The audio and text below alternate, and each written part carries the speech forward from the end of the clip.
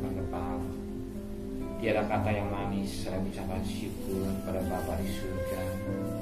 Tuhan Yesus Kristus, pagi yang cerah, kami adalah mesbah keluarga dan kami rindu untuk mendengarkan renungan firman. Pakai hamba-Mu sebagai alat-Mu. Roh Kudus lembutkan hati dan kuasai hati dan pikiran kami. Haleluya. Shalom. Pagi, mari kita akan membaca Yesaya pasal 50 ayat pertama sampai ayat 11. Tapi kita baca ayat pertama sampai ayat 3, besok ayat 4 dan sampai ayat 11. Yesaya pasal 50 ayat pertama sampai ayat 3. Beginilah firman Tuhan. Di manakah gerangan surat cerai ibumu, tanda aku telah mengusir dia? Atau kepada siapakah di antara penagih hutangku aku pernah menjual engkau? Sesungguhnya oleh karena kesalahanmu sendiri kamu terjual, dan oleh karena pelanggaranmu sendiri ibumu diusir. Mengapa ketika aku datang tidak ada orang, dan ketika aku memanggil tidak ada yang menjawab? Mungkinkah tanganku terlalu pendek untuk membebaskan, atau tidak adakah kekuatan padaku untuk melepaskannya? Sesungguhnya dengan hatiku aku mengeringkan laut. Aku membuat sungai-sungai menjadi padang gurun. Ikan-ikan berbau bus amis karena tidak ada air, dan mati kehausan. Aku mengenakan pakaian telang kepada langit dan menyelimutinya dengan kain kalbu. Kita perhatikan firman Tuhan sangat baik sekali buat kita ini.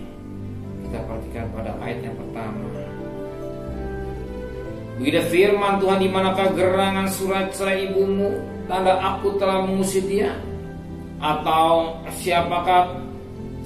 kepada siapakah di antara penagih hutangku aku pernah menjual engkau? Sesungguhnya oleh karena kesalahanmu sendiri kamu terjual, dan oleh karena pelanggaranmu sendiri ibumu diusir. Di sini lihat firman Tuhan mengingatkan kita. Sering banyak kali manusia sepertinya menghakimi Tuhan, sepertinya menyalahkan Tuhan. Seperti dikatakan, aku diusir oleh Tuhan, Tuhan tidak memperhatikan saya, Tuhan membiarkan saya. Tidak. Tuhan sayang kepada seorang. Bukti kasih sayangnya ketika kita masih berdosa. Bayangkan Roma 5:8. Ketika kita masih berdosa, ketika kita masih berhubungan dosa, Tuhan sudah berikan kasih-Nya. Enggak. Ketika kita masih berdosa, bergumul dosa, Tuhan berikan kasih-Nya. Apalagi sekarang kita disebut anaknya, kasih-Nya pasti nyata hidup kita. Tapi mengapa enggak nyata? Ya, kenapa enggak nyata? Sering kita menyalahkan Tuhan, Tuhan tidak dengar doa saya, Tuhan tidak memberkati saya. Tidak. Tuhan menjual saya. Tidak. Kunci rahasianya, kenapa sampai bangsa Israel dijual? Seperti jauh dari Tuhan. Ya, kenapa dia jadi budak? Inti sarinya firman Allah katakan pada ayat C, sesungguhnya oleh karena kesalahanmu sendiri kamu terjual, dan oleh karena pelanggaranmu sendiri ibumu diusir. Jadi pada inti sarinya akar permasalahan pada diri kita. Diri kita. Kenapa? Karena kesalahan, karena dosa. Karena dosa ini sering menjerat manusia. Maka Yakobus 1 ayat 13 sampai 15. Ya. Allah tidak mencobai siapapun juga. Cobaan datang karena ulah manusia sendiri. Allah tidak mencobai siapapun juga, tapi pencobaan datang karena ulah manusia sendiri. Sebagaimana Yakobus 1 ayat 13, apabila seorang dicobai, janganlah ia berkata pencobaan datang dari Allah, sebab Allah tidak dapat dicobai oleh yang jahat, dan Allah sendiri tidak mencobai siapapun. Tetapi tiap-tiap orang dicobai oleh keinginan orang itu sendiri. karena ia diseret oleh dan dipikat olehnya. Dan apabila kakinya itu telah dibuai, ia melahirkan dosa, dan apabila dosa itu sudah matang, ia melahirkan maut. Ya, Alkitab jelas. Allah tidak mencobai siapapun. Allah tidak mencobai oleh, ya Allah tidak dapat dicobai oleh yang jahat. Coba datang karena ulah manusia dipikat, diseret, ya, dicobai karena keinginan sendiri. Allah tidak pernah mengusir. Allah tidak pernah mengutang menjadi Allah tidak pernah mengusir jadi seorang ibu, tapi ibu itu tetap mengasihi. Allah tetap mengasihi. Buktinya kita kembali pada Yesaya 49 ayat 15. Dapatkah seorang perempuan melupakan bayinya sehingga ia tidak menyayangi anak dari kandungannya? Sekalipun dia melupakan, ibu melupakan, Tuhan tidak melupakan saudara. Kunci rahasia, karena Tuhan tidak pernah bersalah. Yesaya 59 jelas ayat 1 dan 2. Bukan tangan anak orang singkat, bukan telinga akan mendengar, tapi memisahkan antara manusia dengan anak dosa. Karena ulah sendiri, perbuatanmu sendiri, kesalahan sendiri, kamu terjual karena ulah pribadi manusia.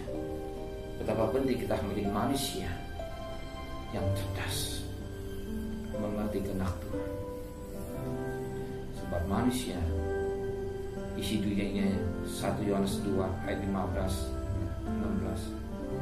Karena apa? Keinginan mata, ganggu hidup, keinginan daging, isi dunia ini. Karena keinginan daging menjurus manusia pada dosa, ya, karena kesalahan. Maka kita sebagai anak Tuhan, sebelum kita bekerja aplikasi lain, sebelum kita melakukan, kita undang Tuhan, minta hikmat dari Tuhan. Apakah kehendak Tuhan sesuai dengan maunya Tuhan?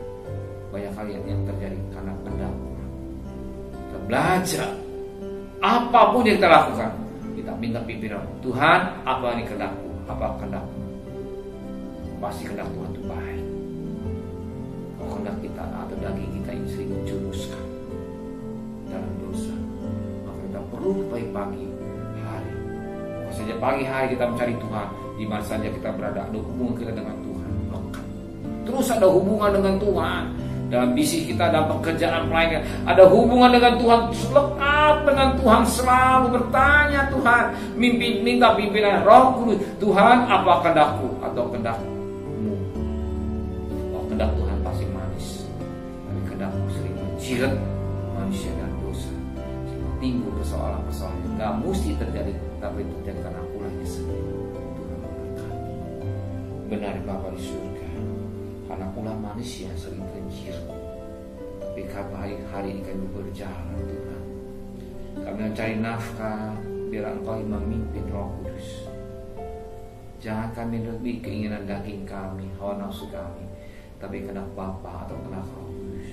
Maka Kau sucikan pikiran kami, disebabkan keinginan kami yang sering menjilat kami, tapi kami belajar apa kehendak Bapa, sehingga kami lakukan sesuai. Kami cari nafkah, kami percaya Kau sudah siapkan rezeki buat kami. Rumah tangga kami serahkan, tidak ada proses keluarga, dan kembalikan kami pada besok pagi dan tubuh yang sehat, dengan tidak kurang satu apapun juga.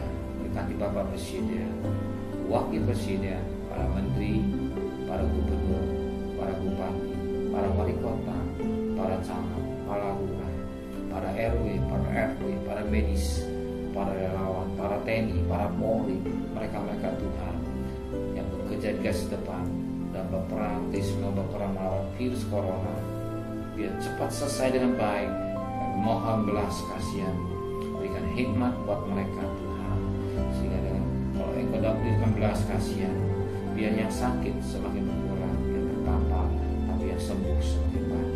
Belakangan melalui vaksin ini, maka mereka mau lakukan yang baik, semua demi kebaikan buat mereka, sebagaimana Ibu Roma 13 ayat 4a, demi kebaikan kami semua. Terima kasih Bapa di surga, terima kasih Tuhan. Biar Indonesia maju menjadi satu kenyataan, negara kami, negara yang diberkati oleh Tuhan. Terima kasih Bapa, sudah terkasih. terimalah berkat nikmat dari Allah Bapa, cinta kasih sayang dari Tuhan Yesus Kristus, dan berkat Roh Kudus atas saudara hari ini sampai